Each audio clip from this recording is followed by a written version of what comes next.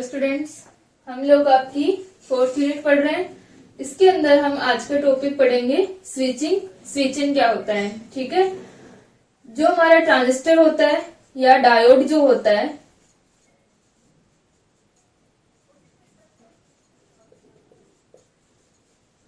ठीक है, डायोड या ट्रांजिस्टर को एज ए स्विच हम यूज ले सकते हैं, क्योंकि डायोड क्या है, यूनिडायरेक्शनल डिवाइस है और डायोड के अंदर फॉरवर्ड बायस में करंट फ्लो होती है और रिवर्स बायस में करंट फ्लो नहीं होती है, ठीक है। तो यहाँ पर रिवर्स बायस के अंदर इसका प्रतिरोध बहुत ज्यादा होता है और फॉरवर्ड के अंदर इसका प्रतिरोध बहुत कम होता है, ठीक है। इसी प्रकार हम ट्रांजिस्टर को भी यूज कर सकते हैं। तो आज के लेक्चर में हम पढ़ेंगे कि स्विचिंग क्या होती है और किस प्रकार ये स्विच की तरह यूज किए जा सकते हैं, ठीक है।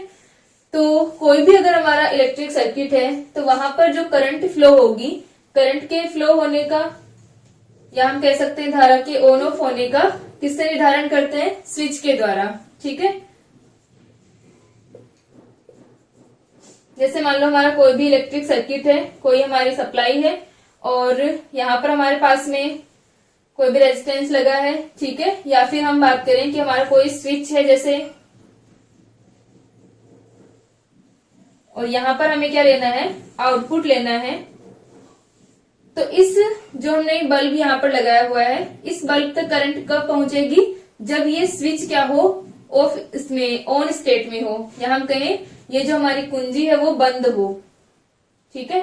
अगर ये ऑन स्टेट में होगा तब हमारे पास में क्या होगी, करंट फ्लो होगी। तो कोई भी स्विच ऑन स्टेट में होता है तब करंट फ्लो होती है, और अगर ऑफ स्टेट में है तो ये सर्किट यहाँ से ओपन हो गया तो वहां पर करंट फ्लो नहीं होगी, ठीक है। तो जो स्विच होता है इसका अगर हमारा आइडियल स्विच की हम अगर बात करें तो आइडियल स्विच का ऑन स्टेट के अंदर, जब वो ऑन स्टेट में है, रेजिस्टेंस जो होता है वो कितना होता है, ऑन स्टेट में इसका रेजिस्टेंस 0 होता है, ठीक है। अगर आइडियल स्विच की हम बात करें तो ऑन स्टेट में रेजिस्टेंस 0 होगा, और अगर ऑफ स्टेट में है, ऑफ स्टेट में अगर होगा तो रेजिस्टेंस कितना होगा, रेजिस्टेंस उस टाइम अनंत होता है, इंफिनिटी होता है, ठीक है। तो इसका मतलब कि जो स्विच है वो एक अनंत प्रतिरोध और 0 प्रतिरोध की तरह काम कर रहा है, ठीक है। अब हम बात करें डायोड की। तो डायोड को जब हम स्विच के रूप में यूज लेते हैं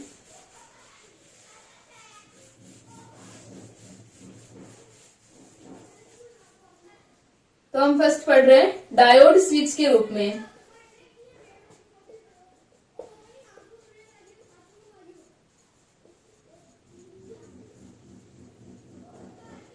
डायोड जब फॉरवर्ड में होता है तो हमें पता है कि फॉरवर्ड बायस में डायोड का जो रेजिस्टेंस होता है वो बहुत कम होता है, ठीक है, कम होता है। और अगर रिवर्स बायस में है तो डायोड का रेजिस्टेंस क्या होता है, बहुत ज्यादा होता है, ठीक है।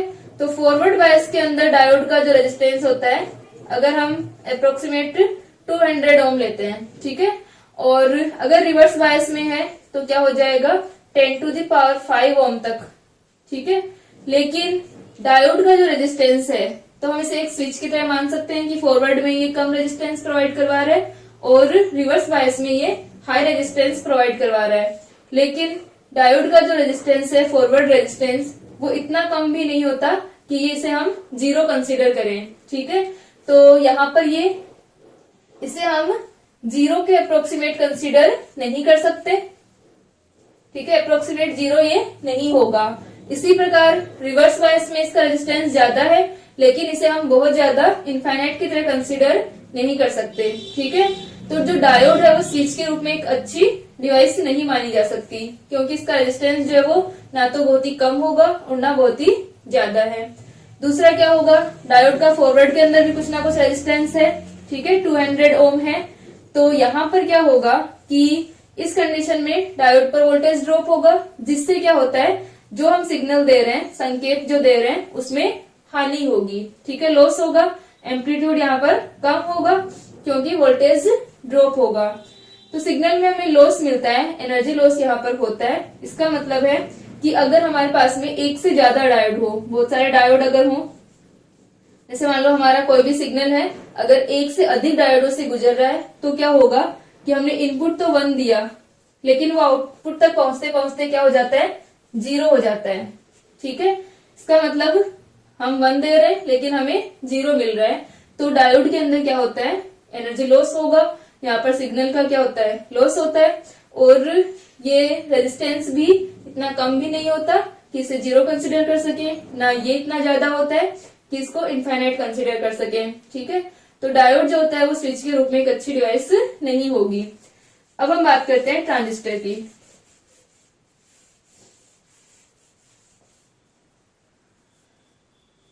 सेकंड है हमारा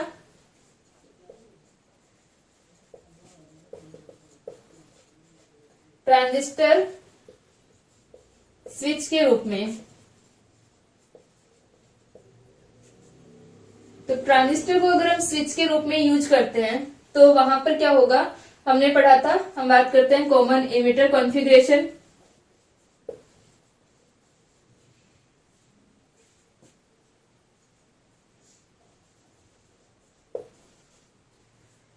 तो हमने ट्रांजिस्टर के जो कैरेक्टरिस्टिक्स पढ़े थे, इनके अंदर जो हमारा common emitter configuration output characteristics हमने पढ़ा था, तो उसके अंदर हमें कुछ इस प्रकार से मिलता है। ये हमारा कट ऑफ रीजन रहता है, और फिर उसके बाद में हमें एक्टिव रीजन और सैचुरेशन रीजन मिलते हैं। और हमारी लोड लाइन को हमने डिफाइन किया था, लोड लाइन हमारी क्या होती है, ये हमारा VCE जो एक्सिस है, ठीक है, और ये हमारी IC एक्सिस होती है, और ये हमारी IB की वैल्यूज होती हैं।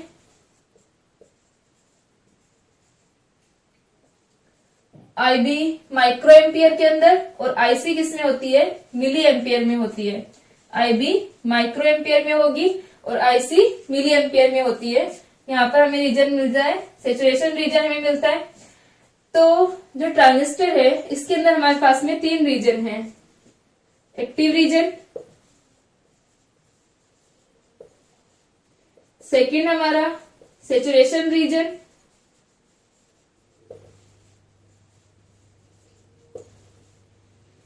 थर्ड अपने पास में है कट ऑफ रीजन।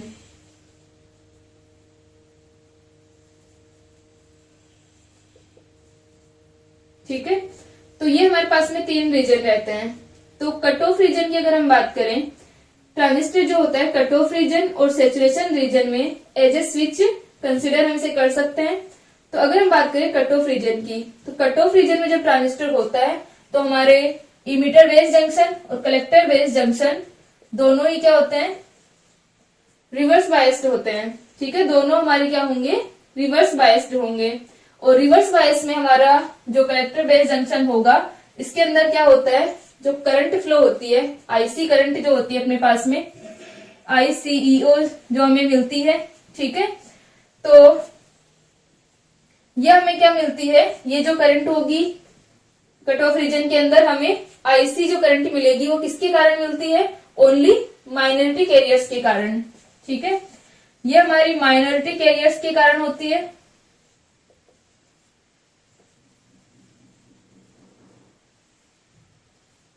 तो माइनॉरिटी कैरियर्स के कारण ये जो करंट हमें मिलती है इसकी बहुत कम वैल्यू होती है, ये 20 नैनो एम्पियर के आसपास होती है।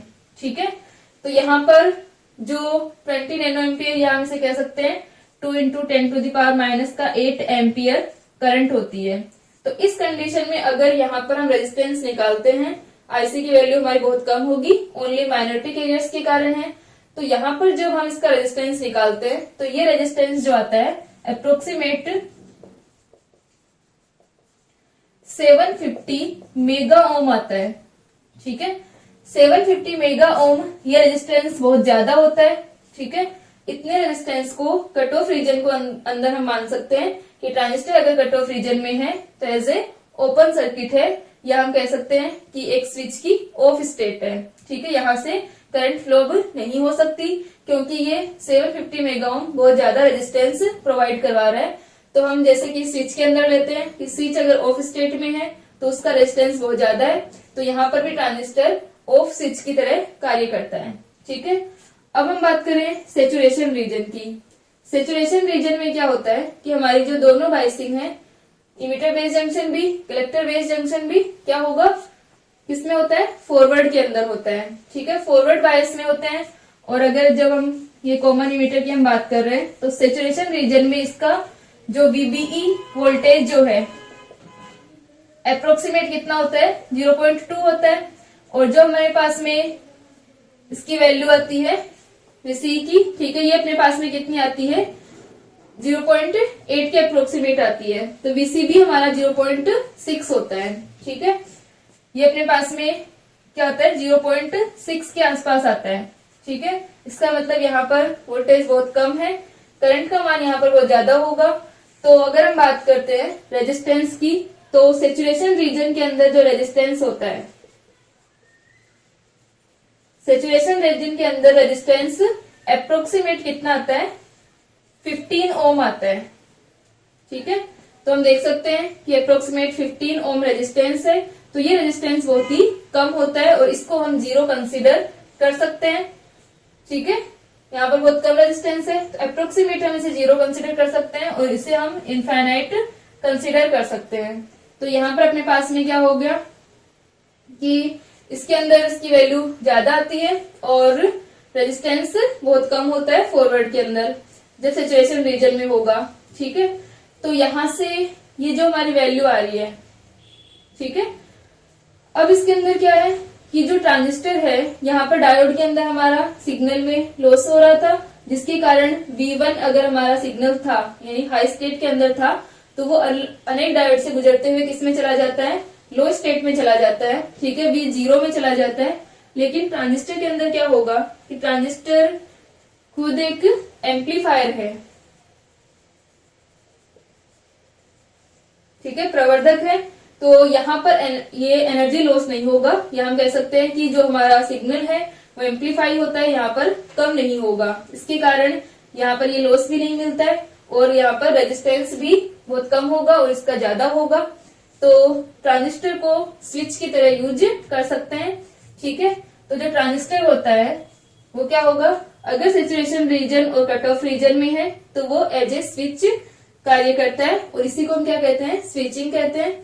और ट्रांजिस्टर जब एक्टिव रीजन में होता है तो ट्रांजिस्टर एम्पलीफायर होता है, एम्पलीफायर की तरह वर्क करता है और सिग्नल को एम्पलीफाई करता है। ठीक है, तो इस प्रकार हमारा क्या होता है, ट्रांजिस्टर को एज ए स्विच हम लेते हैं। तो जो हमने प्रीवियस लेक्चर में DTL और TTL अरेंजमेंट पढ़े थे, वहां पर भी हमने पढ़ा था कि ट्रांजिस्टर सेचुरेशन रीजन में है तो क्या होगा, ऑन स्टेट में शॉर्ट सर्किट होगा एज ए शॉर्ट सर्किट।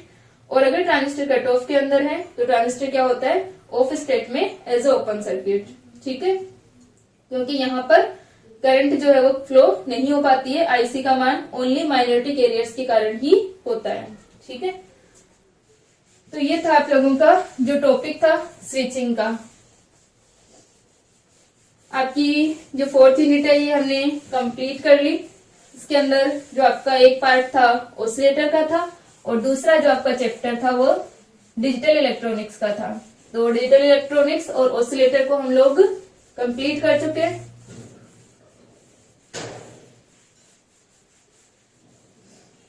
ठीक है, तो आप लोगों की जो यूनिट फर्स्ट हमने पढ़ी थी, यूनिट फर्स्ट में आपके नेटवर्क थ्योरम्स और सेमीकंडक्टर, यूनिट सेकंड के अंदर आपके आता है, यूनिट सेकंड में आप लोगों के रेक्टिफायर और ट्रांजिस्टर का कुछ पार्ट रहता है। ठीक है, और यूनिट थर्ड में हम लोगों ने साथ में आप लोगों के जो फीडबैक वाला था। ठीक है, और इसके अलावा जो आपकी यूनिट थर्ड थी उसके अंदर ट्रांजिस्टर का कंप्लीट पार्ट आ जाता है। ठीक है, ट्रांजिस्टर का कंप्लीट पार्ट और फीडबैक आता है। ठीक है, इसमें आपके ट्रांजिस्टर का बहुत कम पार्ट रहता है, FET था साथ में। ठीक है, तो FET को हमने छोड़ा था एक बार, और इसके अंदर आपके ट्रांजिस्टर और फीडबैक वाला पार्ट आता है। और यूनिट 4 के अंदर आपके ऑसिलेटर और डिजिटल इलेक्ट्रॉनिक्स,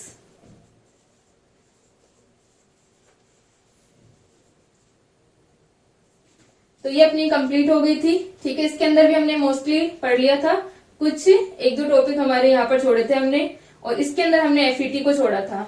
ठीक है, तो एफईटी को हम लोग बाद में करेंगे, और जो भी हमारा इसके अंदर रहा है उसको हम बाद में करते हैं। ठीक है, पहले हम आपका दूसरा पेपर स्टार्ट करेंगे। ठीक है, और ये वाली यूनिट आपकी कंप्लीट है, ये हमने कंप्लीट कर लिया था, और इनके अलावा कोई अगर टॉपिक छूटे हैं तो उन्हें हम बाद में करेंगे। ठीक है, अब मैं आप लोगों को इसके अंदर जो आपका डिजिटल इलेक्ट्रॉनिक्स वाला चैप्टर हम पढ़ रहे हैं, इसमें कुछ बूलियन एक्सप्रेशन को सोल्व करना और उनकी ट्रुथ टेबल बनाना आपके एग्जाम में आता है, तो वो मैं आपको करवा देती हूँ।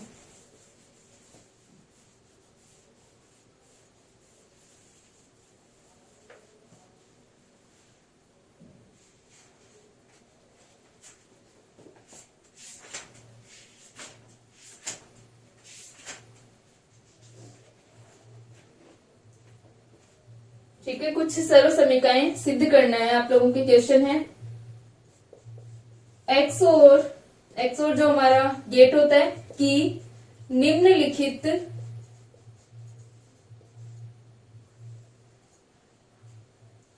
सर्व समीकरणों को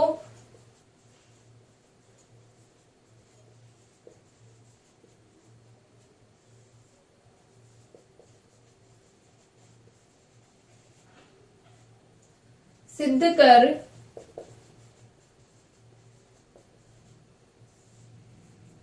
सत्यमान सारणी द्वारा सत्यापित करो।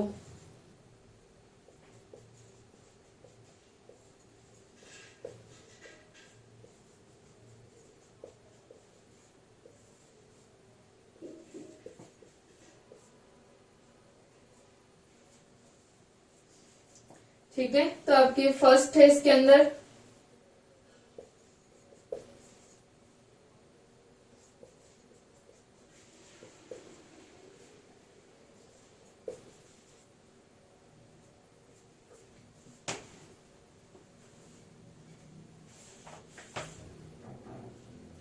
ठीक है, तो आपकी जो ये सर्व समीकरण है इसको क्या करना है, प्रूव करना है कि ए एक्स और हमारे पास में ए प्लस बी है, तो ये किसके इक्वल आता है, ए बार बी के इक्वल आता है। तो हमें एक बार तो इसको सोल्व करना है, उसके बाद में हमें इसे ट्रुथ टेबल के द्वारा वेरीफाई करना है। ठीक है, तो ये हमारी जो संक्रिया है, ये जो हम रिंग वाला सम बनाते हैं, ये हमारी कौन सा ऑपरेशन है, एक्सोर गेट का। हमें दिया भी गया है कि एक्सोर गेट है हमारा, एक्सक्लूसिव और गेट है। तो इसके अंदर हमें आउटपुट क्या मिलता है, y equals to A B bar plus का ए बार बी हमें मिलता है। ठीक है, जो भी हमारा एक्सोर गेट है इसका आउटपुट हमारा क्या होता है, ए बी बार प्लस का ए बार बी, यानी जो भी हम दो इनपुट दे रहे हैं तो उसके अंदर क्या होगा, एक बार बी का बार और एक बार ए का बार। तो हम लोग इसको प्रूव करें, ए प्लस बी। ठीक है, तो यहां से ये हमारा एज ए, इसको हम ए ले सकते हैं और इसे हम पूरे को बी ले रहे हैं, तो क्या होता है ए बी बार प्लस का ए बार बी। तो इसे हम लिख सकते हैं बी का बार, तो ये हो जाएगा ए प्लस बी का बार प्लस ए बार, और बी की जगह आ जाएगा ए प्लस बी। ठीक है, तो ये हमारा आ गया ए प्लस बी का बार प्लस का A bar A plus B.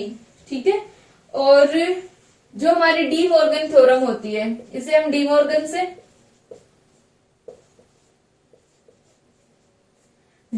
Theorem के अकॉर्डिंग क्या होता है कि जब हमारा प्लस वाला जो ऑपरेशन है, ठीक है, प्लस का अगर हमारा ऑपरेशन है और उसके बाद में हम बार ले रहे हैं, तो क्या होगा, प्लस को हम डॉट में चेंज कर देते हैं और इनका सेपरेटली बार आ जाता है, यानी इनका सेपरेटली कॉम्प्लीमेंट्री यहाँ पर आ जाएगा, और यहाँ ये जो प्लस है वो डॉट में चेंज हो जाएगा।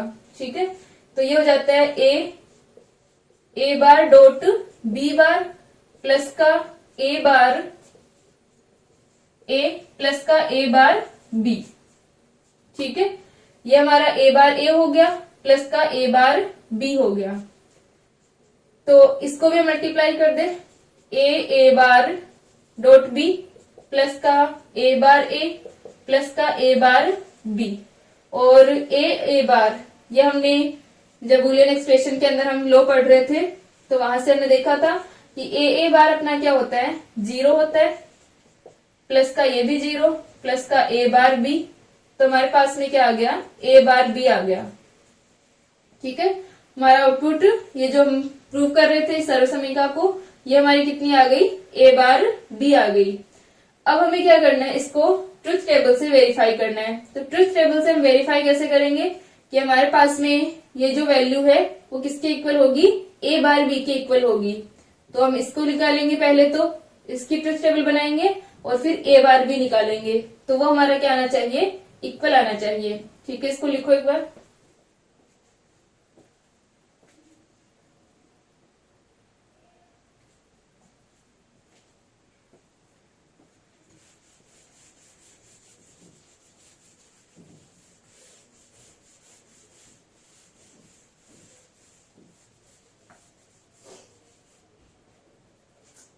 ठीक है, ये थी अपने पास में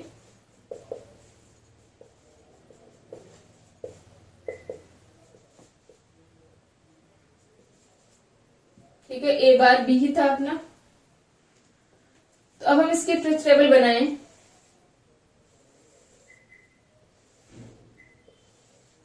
तो ये हमारा ए है, ये अपना बी है, तो क्या हो जाएगा, ए और बी, और हमें क्या चाहिएगा, ए बार चाहिएगा।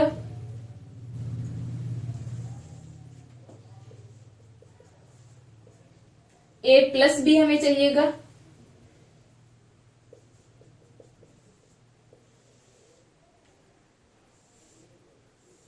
फिर उसके बाद में हमें निकालना है, और यहां पर हमें निकालना है ए बार बी। ये दोनों हमारे क्या आने चाहिए, सेम आने चाहिए, तब हमारा क्या हो जाएगा, ट्रुथ टेबल जो हमारी वेरीफाई हो जाएगी।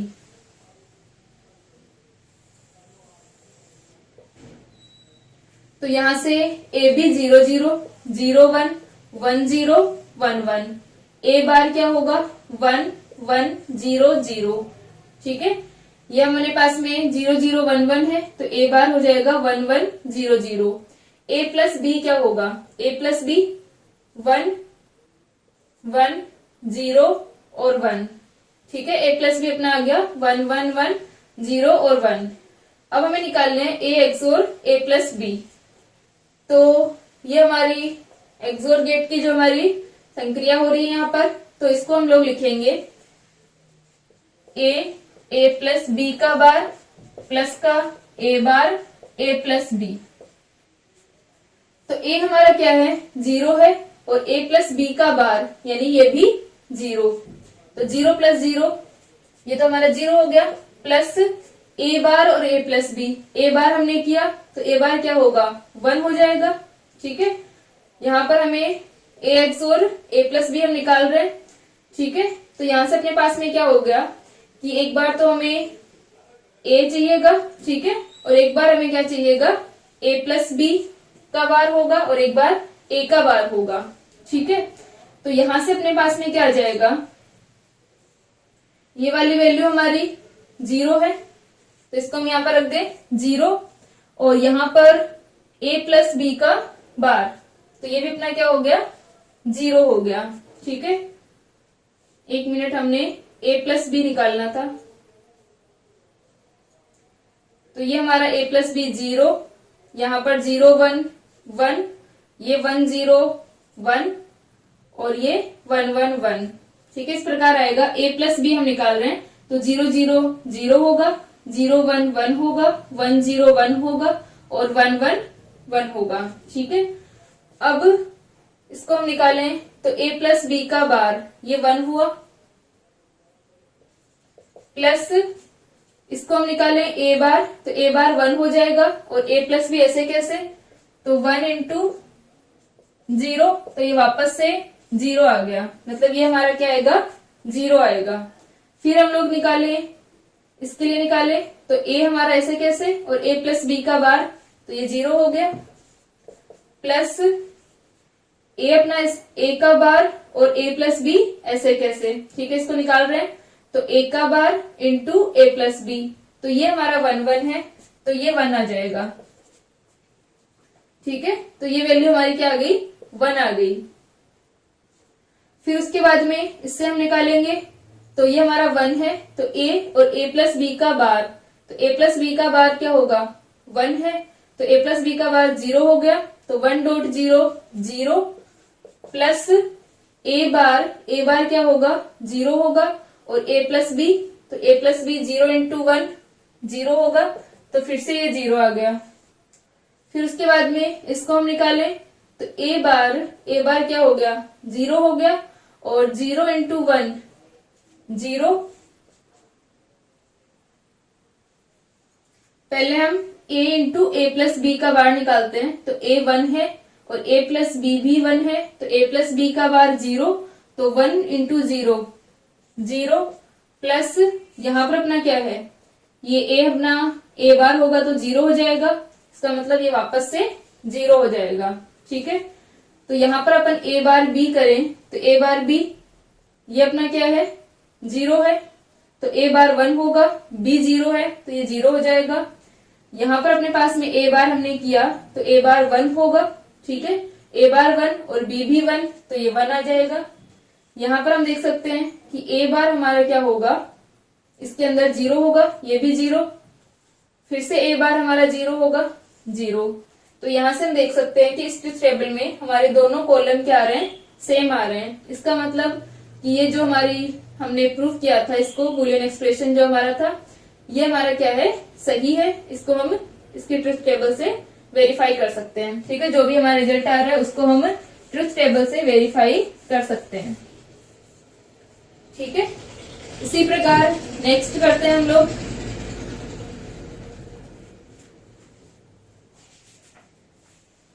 यहां पर हमें प्रूव करना है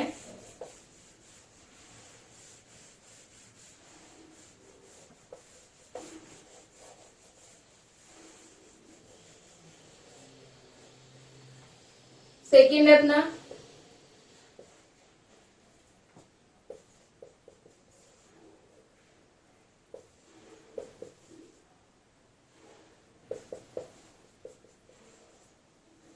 ठीक है, इसको हमें प्रूव करना है a प्लस बी के इक्वल।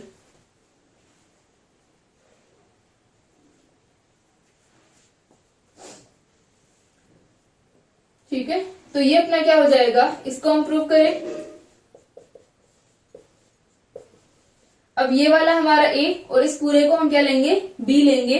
तो इसको अगर हम ओपन करें, जो हमारा एक्सोर गेट है उसका जो हमारा आउटपुट होता है उसके अकॉर्डिंग अगर हम इसको ओपन करते हैं तो क्या आएगा, ये अपना आ जाएगा a और इससे मल्टीप्लाई, ये क्या होगा a b का क्या होता है बार होता है, तो यहां पर आ जाएगा a बार b का बार। ठीक है, प्लस फिर a का बार और ये हो जाएगा a बार b, a का बार और b ऐसे कैसे, तो b ऐसे कैसे आ गया, और यहाँ पर a ऐसे कैसे था अपना, और a बार b का हमने क्या ले लिया बार ले लिया, तो ये क्या हो जाएगा a। इसको हम डी मॉर्गन थ्योरम से ओपन करें। ठीक है, तो डी मॉर्गन से क्या होता है a बार डॉट b का बार है, तो ये कैसे ओपन होगा, a बार का बार प्लस का b बार, डॉट हमारा प्लस में चेंज हो जाएगा और इनका सेपरेटली हमारा क्या होगा कॉम्प्लीमेंट्री आएगा, पूरक आएगा, प्लस ये क्या आ गया a बार b। फिर इसको हम क्या लिख सकते हैं, अब हमारा जो डी मॉर्गन है उस स्टेटमेंट के अकॉर्डिंग अगर a प्लस a का बार हो तो उसे कैसे ओपन करेंगे, a बार डॉट a बार। ठीक है, क्योंकि a प्लस b का बार कैसे ओपन होता है, a बार डॉट b बार। अगर हमारे दोनों सेम है तो उसे हम क्या लिखेंगे a बार डॉट a बार लिखेंगे। तो यहाँ पर हमारा a बार डॉट a बार लिखा हुआ है, तो अगर हम इसको ये लिख सकते हैं तो a बार डॉट a बार को भी a प्लस a का बार लिख सकते हैं। तो हम यहाँ पर लिख देते हैं कि a बार का बार वापस से a, ये b bar plus a bar dot a बार, तो ये हो जाएगा a प्लस a का बार। ठीक है, यहां से हमने इसको लिखा है, और मल्टीप्लाई में b।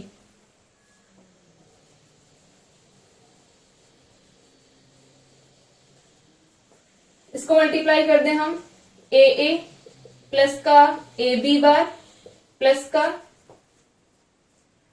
यहाँ पर अपना क्या आ जाएगा, a प्लस ए ही होता है, ठीक है। हमने पढ़ा था कि a डॉट ए भी a होता है और a प्लस ए भी a होता है, ठीक है। तो ये अपना आ जाएगा a प्लस ए बार को हम a बार भी लिख सकते हैं, ठीक है। ये जो हमारा ए और ए बी बार प्लस का ए बार बी, अब जो ए है ए भी तो अपना ए ही होता है, तो A plus A B bar plus का ए बार बी, ठीक है। ये अपने पास में क्या आ गया, A plus A B bar plus का ए बार बी। यहाँ पर हमने ए को क्या लिखा है, वापस से ए लिखा है, ठीक है। तो ये अपना बन जाएगा, अब जब हम वो एब्जॉर्प्शन लॉ पढ़ रहे थे तो वहां पर हमने कुछ नियम पढ़े थे, तो उसके अंदर हमारा a plus A bar B जो होता है वो क्या होता है, ये अपना जो a plus A bar B है, पीछे जो हमने लॉ सोल्व किए थे उसके अंदर देखना आपका कि a plus A bar B अपने पास में क्या आता है, a प्लस बी आता है, ठीक है। तो ये अपना हो जाएगा a plus A bar B, इसको हमने प्रूव किया था, ये अपना a प्लस बी के इक्वल होता है। तो ये हो जाएगा a प्लस बी प्लस का ए बी बार, ठीक है। और ये हमारा A bar B A plus B और प्लस का ए बी बार आ गया, और a plus A B bar, ठीक है। a plus A B bar only a होता है। ये दो चीजें हमने प्रूव की थी कि एक तो a plus A bar B A plus B होता है अपना, और a plus A B bar जो होता है वो ओनली a के इक्वल होता है, ठीक है। तो यहां से हम इनको यूज कर रहे हैं और ये अपना a प्लस बी आ गया, ठीक है। ये अपना प्रूव हो गया कि ये जो हमारी सरसमीका है वो किसके इक्वल है, a प्लस बी के इक्वल है। अब हमें क्या बनानी होती है, इसकी टेबल बनानी होती है जिससे कि हम हमारे रिजल्ट को वेरीफाई कर सकें, ठीक है। तो हम लोग क्या करें, इसकी ट्रुथ टेबल बनाए, सत्यमान सारणी।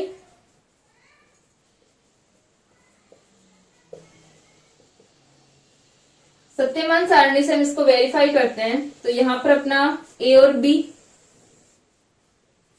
ये अपना a है, ये हमारे पास में b है, और हमें एक तो हमें निकालना है a बार की हमें जरूरत पड़ेगी, तो हम a बार निकाल लेते हैं। फिर उसके बाद में a बार b,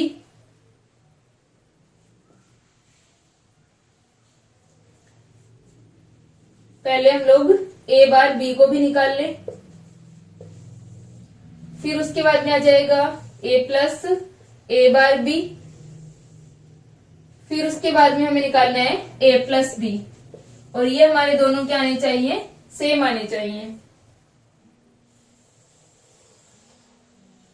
ठीक है। तो इनको हम चेक कर लेंगे, A B A bar B, ठीक है। सारे जो भी हमारे हैं तो इनको हम चेक करते हैं। तो पहले हमारे दोनों इनपुट क्या हैं, 0 0 हैं, ठीक है। फिर उसके बाद में 0 1 1 0 और 1 1, ठीक है। तो ये सारी वैल्यूज हमें निकालनी होती हैं, इसको लिखें।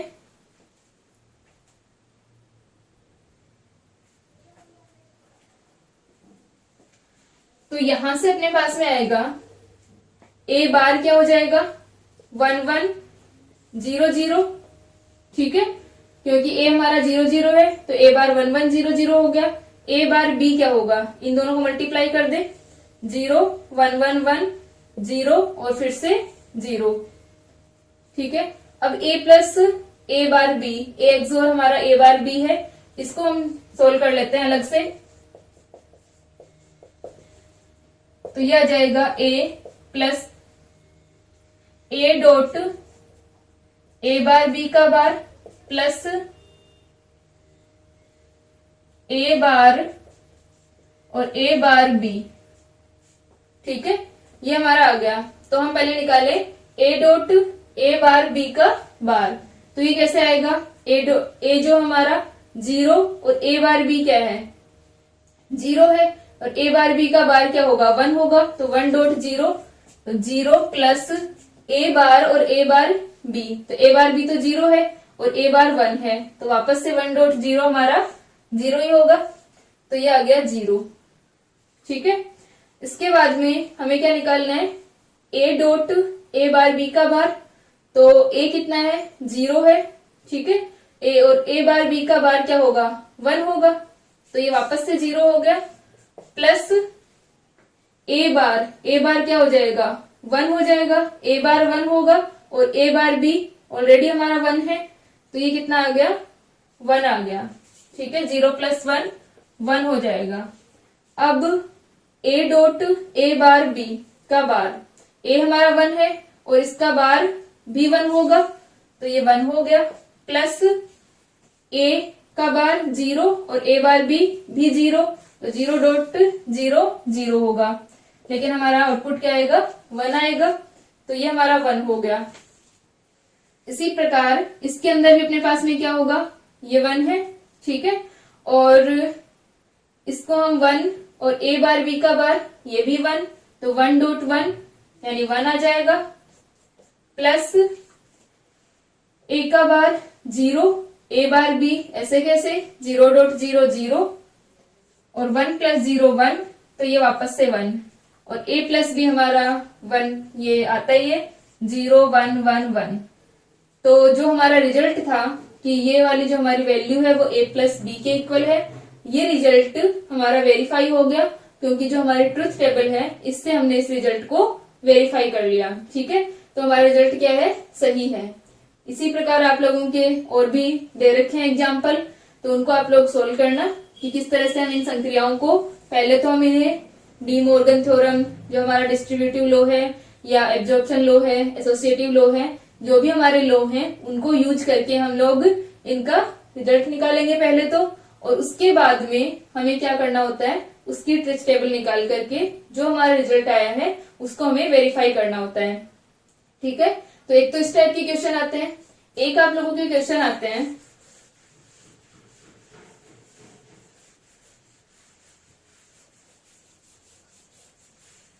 कि कोई भी आपका बूलियन एक्सप्रेशन होगा, जैसे मान लो ए बार बी प्लस का ए बी सी प्लस का ए बार बी बार सी। ठीक है, बड़ा सा आपका कोई एक्सप्रेशन होगा और उसे आपको सिंप्लीफाई करना होगा। ठीक है, मान लो इसको सिंप्लीफाई करके आपके पास रिजल्ट आ रहा है ए बी। ठीक है, तो इस प्रकार आपको सिंप्लीफाई करना है।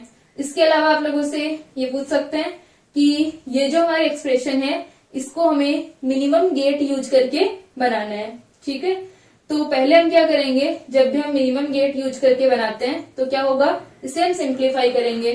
तो अब ये वाला एक्सप्रेशन मान लो हमारा बड़ा सा लग रहा है, जैसे हम इसी की बात करें,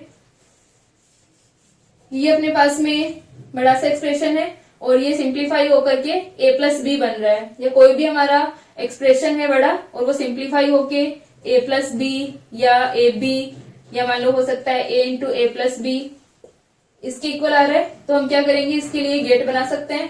अगर वो सिंप्लीफाई होके ए प्लस बी बन रहा है तो हमारा क्या हो गया, सिंपली एक और गेट है, सिंपली ए बी बन रहा है तो हमारा सिंपली क्या है, एक एंड गेट है। और इस प्रकार का अगर होगा, इसका मतलब यहाँ पर अपने पास में ए प्लस बी है और फिर ए से मल्टीप्लाई भी हो रहा है, तो यहाँ पर हमें दो गेट चाहिए होंगे, एक तो हमें एंड गेट और एक हमें और गेट। जैसे इसको हम लोग सिंप्लीफाई कर सकते हैं, ए डॉट ए अपना हो जाए प्लस का ए बी, ए डॉट ए हमारा ए है प्लस ए बी। तो यहाँ पर भी हमें क्या चाहिए होगा, दो गेट चाहिए होंगे, एक एंड गेट और एक और गेट। जैसे मान लो ए प्लस ए बी है, इसको हम गेट कैसे बनाएंगे, पहले हम ए बी बनाते हैं, ये हमारा एंड गेट है, आउटपुट हमें क्या मिल गया, ए बी मिल गया। ठीक है, अब हमें क्या करना है, इस ए बी को किसमें ऐड करना है, सम किसमें करना है, ए के अंदर, यानी अब हमें एंड ऑपरेशन हो गया, अब हमें और ऑपरेशन करना है। तो और संक्रिया अगर हम करवाते हैं तो यहाँ पर ए को हम वापस से इनपुट लेंगे और एक और गेट पर दे देंगे। तो अब इस और गेट का आउटपुट क्या होगा, ए प्लस ए बी। ठीक है, तो इस प्रकार हम किसी भी एक्सप्रेशन के लिए गेट बना सकते हैं। ठीक है, तो इस तरीके के आपके क्वेश्चंस आ सकते हैं इसके अंदर, तो इनको आप लोग थोड़ा सा सोल्व कर लेना, ठीक है।